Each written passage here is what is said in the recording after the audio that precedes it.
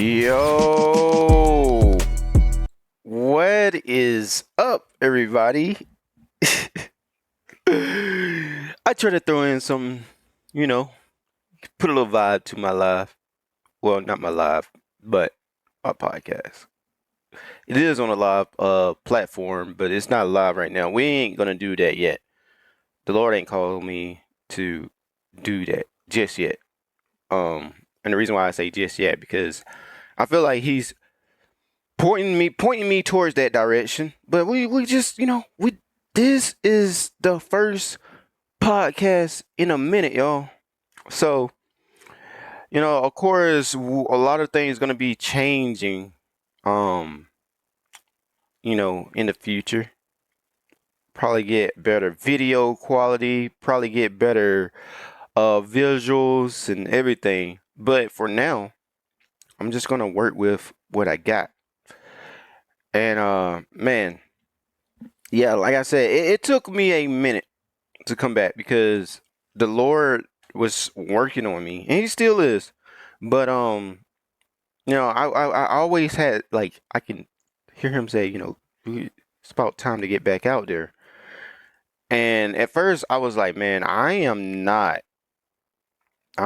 like capable of doing that right now. But the Lord was like, no, like you are about to go out there and minister. This is the gift that I gave you to talk to people on social media, and you're gonna go glorify me through it. You glorified everything else through it. You about to glorify me. So I had to be obedient. I had to be obedient, and it took me a minute because this is what this video is mainly about: my testimony and the things that I went through, the challenges that I went through. You know, I every time I posted a video, I was tested. I was tested, and sometimes I failed, and sometimes I didn't.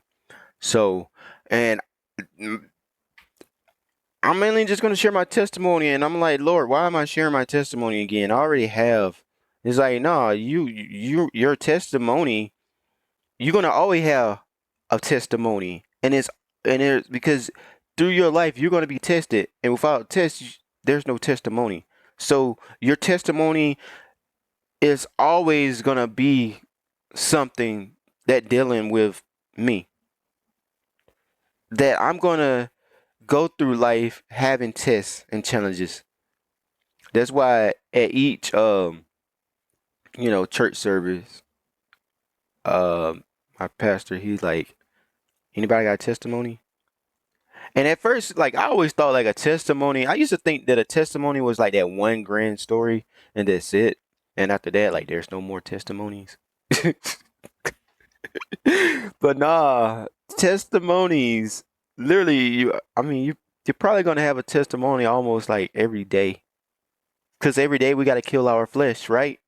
So that's a testimony. Um, and I heard something good from my boy Rashawn. He was like, I need the Lord daily because my flesh is daily, and that's good. I think that's exactly what he said. I could be wrong. I know it went down the line or something like that, y'all. Let's see. Let me check because I actually I posted. I love it. I need the Lord daily bread because I have a daily fresh. I'm thinking about bread. I need the Lord daily bread because I have a daily flesh. That's true. Now, usually I'll like start my podcast over. I'm like, man, this got to be perfect, but nah, this is all about being transparent, real, and authentic. There's no edit, no cut. This is raw, raw video content. This is raw content.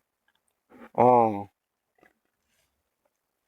So anyway, that's the 5 minutes that I do my renting. But yeah, the Lord just led me to really come back out and make videos, make content, share my testimony. And so we're gonna dig deeper into my testimony. Um, you know, I always growing up, I always like believed in God, but I didn't know much about him. You know what I'm saying? And you know, I was asked a question one time. It was like, do I remember when I gave my life to the Lord, when I got saved, like my save date? And I was like, I don't know. There have been so many times like I confess, you know, and confess Lord Jesus my Lord and Savior. I didn't know what that looked like. But I can say like as far as I can think of, I was like in my 20s and I remember going to this, I think it was Pentecostal church, but I went there and there's the people that was doing mission work and they were young, man. They was like 15, maybe oldest is 20, 18, 12, 10, like young, and they was there doing mission work. And they came from Colombia. And they came and they prayed over us and stuff. And I remember they was like people was getting delivered. This first time I ever seen like deliverance. But in this form of deliverance, like people, I have seen in like Baptist church and stuff, like when people, they pray over you, the pastor put his hand over your head and you fall. So I'm like, man, because somebody told me like come up there, and I was like, and I like felt led to come up there, and I went up there. And I'm like, man, like, okay, I'm gonna have to fall. This is what I'm thinking, like, man, I'm gonna have to fall. Like, there's no way, like, this is not gonna happen to me. So I go up there. He started praying over me, and he started like revealing some things about me. I can't remember, but he was like, uh, you want a relationship with the Lord, I think he said. But I'm sitting there and he's praying on me, right? And I start to feel myself pull down a little bit. And I got weak in the legs, y'all. And I fell. Now, the crazy part is when I fell, I could feel this sense of peace and joy over me. And I saw the hands go like this, like the light. Like, that's all I seen. A hand of light go like this. And it was the most peaceful feeling I ever felt in my life. And that's when I gave my life to the Lord. Now did I wish I would say like, man, I went on through life and I, you know, went and spread the gospel and I did no, I didn't. Because after that, I didn't have no one to disciple me. I didn't have no one to mentor me. I didn't have none of that. So I was kind of led like astray, like not astray, but like I was just on my own. My parents didn't have they had somewhat of a relationship with the Lord, but it wasn't like a 100%. Like my mom was off and on too. So as I got older and got into college and stuff, I got into drinking and partying. I went through multiple relationships. Um, my three longest relationships, two of them was destroyed through alcoholism and also through like abuse and trauma and stuff. I didn't know how to deal with the personal character defects that I had. I didn't know how to deal with that. I didn't know how to deal with mental health. One girl that I dated had mental health issue. I didn't even, looking back at that, I didn't know how to deal with that. I found my old phone um this weekend at my mom's house, and I was just got like curious, like what? At first I was like, I need to be careful, telling what's in this phone. But it just had like I seen the messages between my me and my child mother, my daughter mother, and it made me realize like, man, I was horrible. The stuff that I done was horrible. I realized that, man, I was living a bad life, and this girl cared about me, but I didn't care about her because all I cared about was drinking and everything else. And you could see, like, I came across like a testament about, you could see that I wanted the Lord, but I didn't go after him. I didn't submit to him. Like, you could you tell my spirit really craved the Lord, but I let the drinking and all the other stuff, I let my flesh keep me from seeking the Lord. I let relationships with her keep me from seeking the Lord, because I got to the point, like, if you're not, I would get upset. I was like, man, if she don't want to do the things that I want to do, I thought my relationship with the Lord, or her relationship with the Lord, reflected how, or either or vice versa. It's like, I thought that my relationship with the Lord reflected how she needed to have her relationship with the Lord. But people are right. Everybody's relationship is different. But at the end of the day, like, you gotta be evenly yoked. So me and her wasn't, at that moment in our life, wasn't evenly yoked, and we wasn't married. So that's why it didn't work out. um, and then you know, like I said, the girl before that, all of them names start with a J, by the way. But the girl before that, like, we had 6 years and it was bad. Just a bunch of drinking. I got baptized like twice while with her. I got baptized like maybe once with the other one. Like, I kept getting baptized, y'all. Dip them again. I got baptized so many times because I thought that was like, if I get baptized, I'm gonna finally feel better. That's what I thought. I was like, I didn't know like what baptism really meant. I I just thought, I kind of knew, but at the same time, like, you know what? I'm gonna get baptized, and maybe I'll do better. Like, hopefully, I'll do better. Hopefully, like, something amazing will happen, because I wanted that experience that I saw when I gave my life to the Lord. Right now, I had some encounters with Jesus, and the reason why I ain't told y'all about the third girl name that start with J, because that's my wife. uh, so I'll tell y'all once I get more into my testimony. But while I was with the second one, um, the second J, uh, I remember I was in jail, and cause we were on and off too, and y'all probably hear my son in the background in the other room. um, but when I was in jail, I remember encountering Jesus. I remember, like, it was crazy because there was two paths I could have taken. I could have taken a path of being in the gang and stuff. Like, I know y'all look at me like, ain't no way. But, like, in my head, I was like, man, I could join a gang and be protected, because I ain't gonna lie, I was in jail for 3 months. I was scared. Like, I was a little worried, like, man, I probably need protection, telling how long I'm gonna be in here. So I was about to join a gang, but, like, God put it on my heart to not do it. Like, no, that's not the way. And it was crazy. The Lord put people in my life in jail to focus on Him. Every day we would get up and read the Bible. We would pray. We would learn about the Bible. Every day I focus on the Lord. And when I started to depend on the Lord while in jail, it was this sense of peace that I never felt before in jail. Like, I was actually happy in jail, y'all.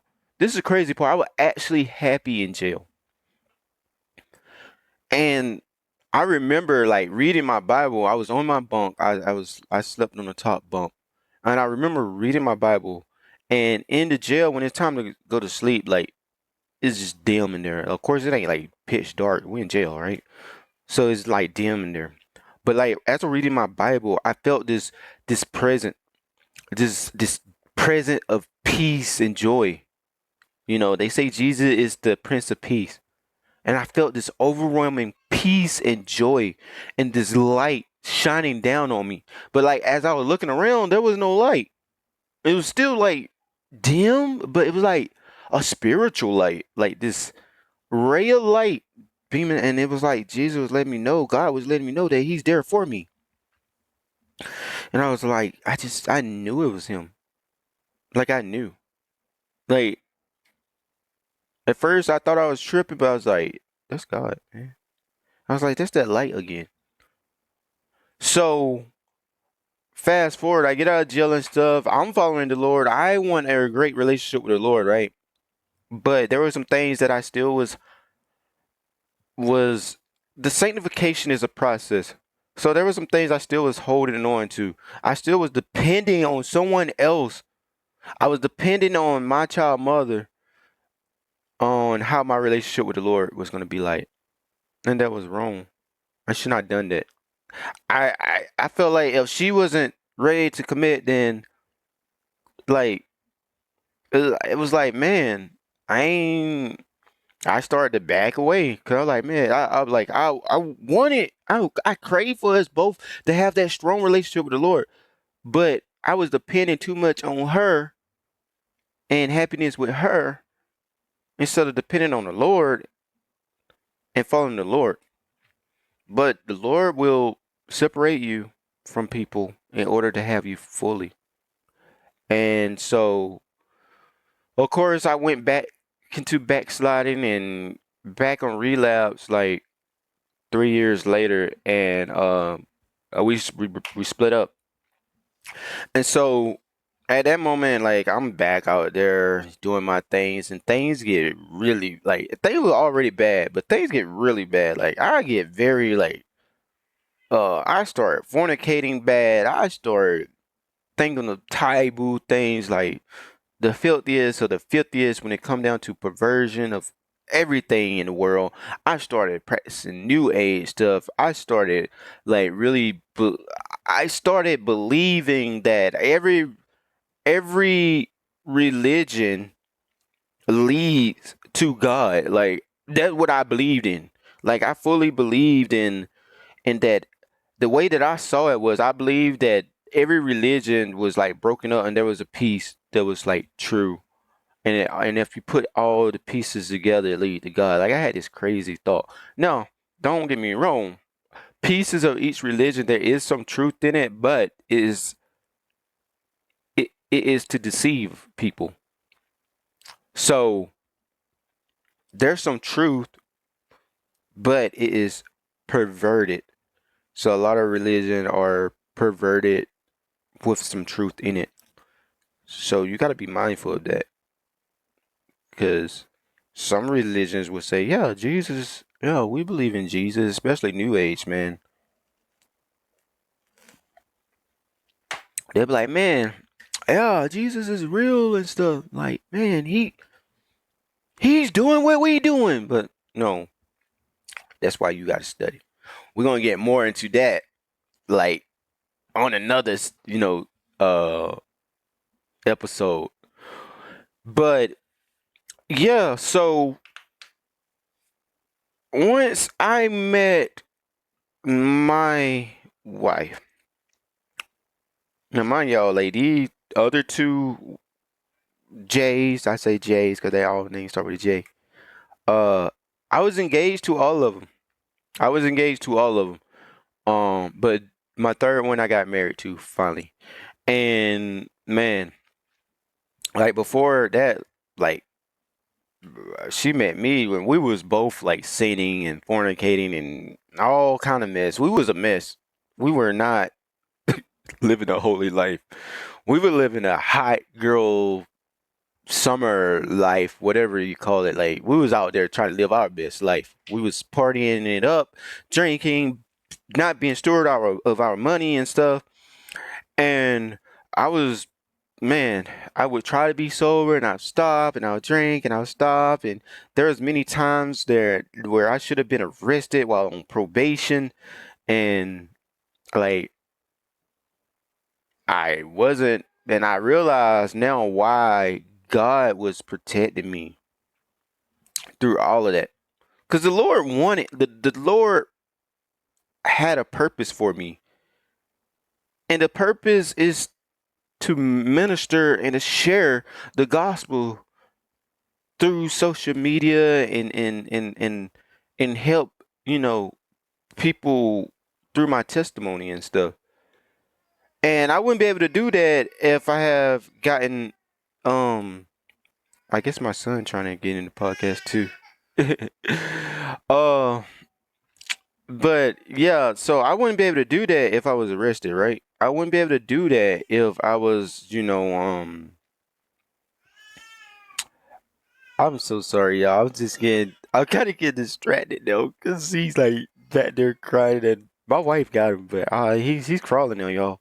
But anyway, um, I wouldn't be able to do that if I was in jail. And so the Lord like kept me from getting arrested. Like there was times I was drinking and hiding it and stuff and trying to like do all these things, you know, while I was on probation. And there's times I got caught and there was time I didn't. But when I finally got out, like you would think that a DUI court, very intense, after 4 DUIs, y'all, yeah, that's right. I caught 4 DUIs in my life. After all of that, I would have learned my lesson. No, I didn't. I thought that, I got it this time. Like as long as I got God, I'm fine. I can drink under control. I would hear, from other Christians like, oh, drinking isn't bad. It's getting drunk. So I was like, well, okay, I can drink then. Like, but no, I'm like, my thing is, if it caused me to sin, cut it off, right? And obviously, drinking caused me to sin, so I had to cut it off. Um, and what led to that is, I remember praying. I remember going to church service, and my pastor, he was like, bro, he was like, if you don't get it together, like, I give your wife the blessing to like leave. Like, if she gotta leave, do that to protect her and y'all son. Then he was like, I'm against divorce, but if it's called for her to really leave, cause he knew like the cheating, the adultery, all the stuff that I was doing while drinking and getting messed up, like he knew that, you know that's when divorce is, the Lord say you can, that's when divorce happened. Now he didn't want us to, so for the most part, he was really okay with her just leaving and me getting my life together and we coming back together, like separation. But he was like, it's up to the Lord what the Lord wanted. So he was like, bro, 6 months. I see 6 months. Like, I don't know, man. Like, if you don't get together in 6 months, like everything, like either that or 6 months, you're gonna lose everything. But he said, I see 6 months. So anyway, I heard it, but the thing with addiction is like, if you really ain't turning it over to God, like you're gonna always struggle. So I still was struggling, and for the next like few weeks. But then I was praising and worshiping, and I was drinking, and I was drunk, and I was feeling so bad.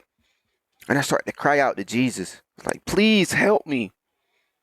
And there have been multiple times where I have cried out to Jesus, and I still go back to drinking, right? But this time was different. I went to sleep, and I had this dream that I walked with Jesus in the sand. He said, I'm going to walk you through the process. Now, I kind of knew what he was talking about, but I didn't know exactly understand. I didn't fully understand what that looked like. So, of course, the next like few days, I still decided to drink because I'm sick. Like, man, I'm trying, but this is hard. Like, I just want to feel better, so I drank to try to feel better, right? I ended up getting really sick. I ended up throwing up like blood. And it was scary. And I heard, like, as I'm crying, like, Lord, please forgive me. I hear detox, detox, detox. I hear this voice. I don't know if it probably wasn't God, but it was probably like an angel that God sent. Because they say God voice is like thunder. So, I don't know. Maybe, I don't know. But uh, I heard that, and so I told my wife, I was like, you know what? Like, I gotta go detox. Now, I want to back up a little bit. I think this is very important. When the reason why me and my wife last through all of this, because a lot of people, you probably want to know, like, what your wife, like, man, she's strong, like, yeah, she is. But what really led for me and my wife to make it through all of these versus the other two uh women that I was engaged to is the relationship with the Lord. We was evenly yoked too. So the first one, she was the belief the belief in God was different. Because her mom practiced witchcraft. I did not know what witchcraft was. She used to tell me all the time that her mom was a witch. I didn't believe it because I'm like, you're funny. That's a real thing. And she's done a lot of like just a lot of new age stuff. Um, and so yeah, new age been out for a long time. Um, so she believed in God, and God did have worked in her life a lot. Um, but it's just certain things like it's just that it's just different.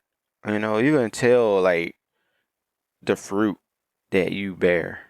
You know, I think it was one point that she did have a strong faith, but like I wasn't yoked. Like it was just never evenly yoked.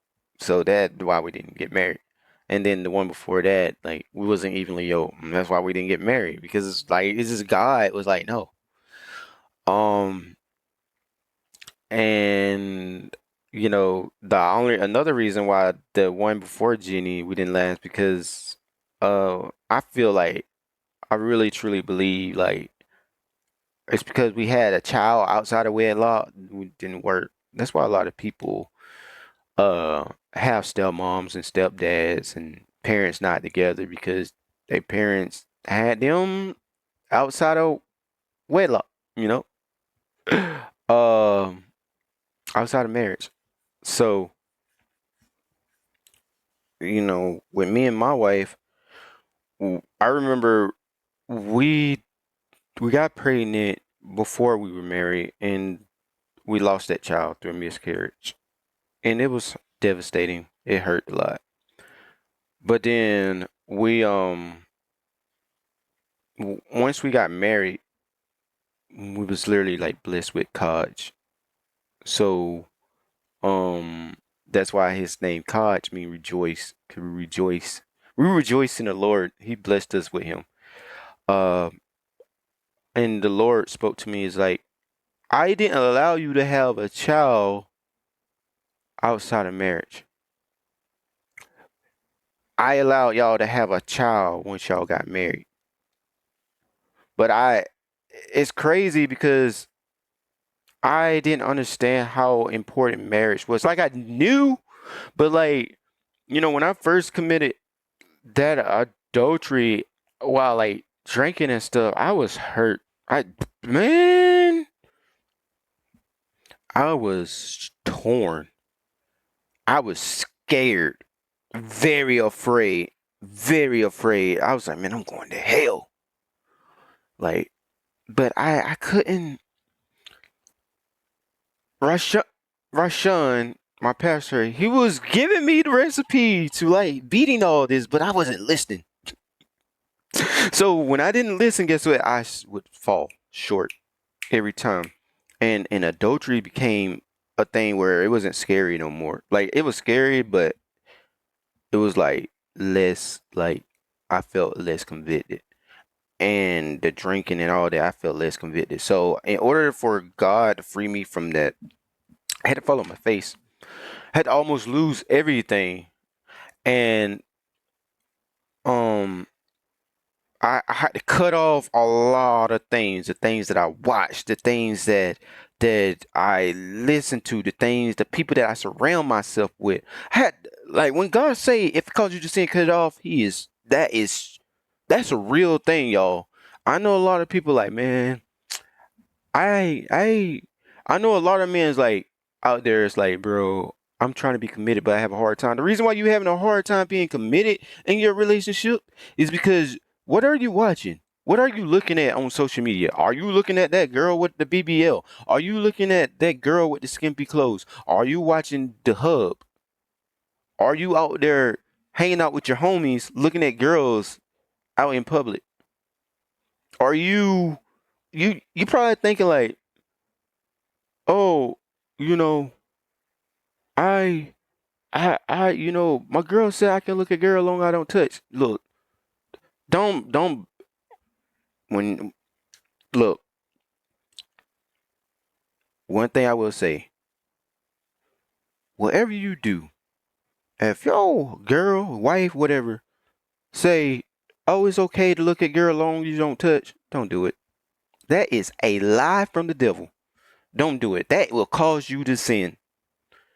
And I understand it is hard. It is hard. As a man, it is hard. But we gotta understand that, and if our eyes do cause us to like kind of slip, like repent, because this is we're gonna continue to fight with the flesh. We're gonna spirit and flesh is always fighting. They're always fighting. And man, I want to dig deep into that, but we're gonna say that for another episode. So yeah, back to my wife. Yeah, once I went to detox and stuff, that's when things really took a turn in my life. And the Lord led my wife to us moving here. I did not want to leave my apartment that I was at. That apartment, like, uh, that was I went through a lot in that apartment. I went to jail. I lost, the girl before I met my daughter mom. I lost her. I built that place from like literally nothing to something. Like I did all that, and that was something that I was very proud of because I got myself out of a hole, and I created success within that place. But the bad part about it is that place always also had ties to things I'd done in the past. A lot of fornication, a lot of sexual sins, a lot of alcoholism, a lot of violence, a lot of new age stuff, witchcraft, all that. I had to get out of it. I had to get out of the atmosphere. And so when I got out of detox, I thought, all right, we're gonna move back to Athens.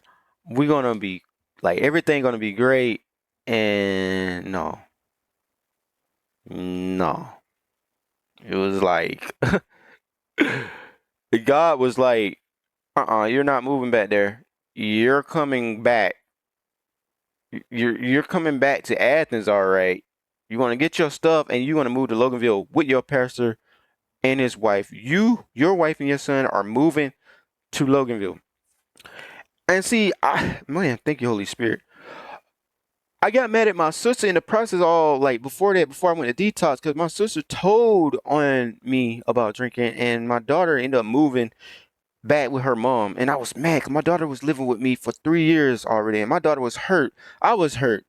But now I understand, I see why God allowed that to happen. Because God allowed for us to move here. And honestly, like, there's not enough room for us all four. So God was like making room for us. Knew my son is only 9 months now.